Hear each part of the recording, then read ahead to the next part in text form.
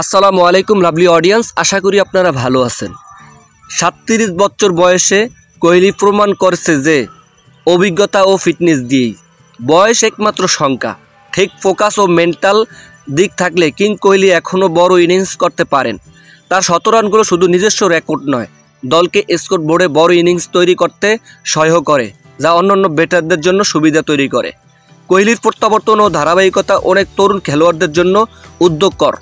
তার মতো অভিজ্ঞতা ক্যারিয়ারের ক্রিকেটের ভালো ফর্ম নতুন প্রজন্মের জন্য ইতিবাচক সংকেত।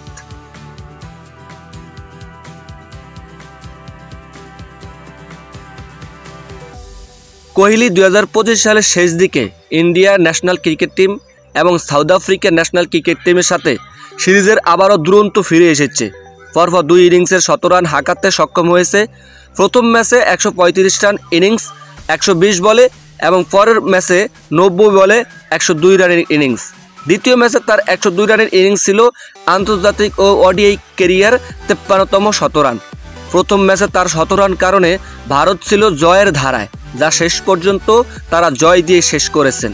কিন্তু দ্বিতীয় ম্যাচের এত বড় ইনিংস সত্ত্বেও দক্ষিণ আফ্রিকার পরাজয় এড়িয়ে ম্যাচ জিতে সিরিজ 1-1 করে।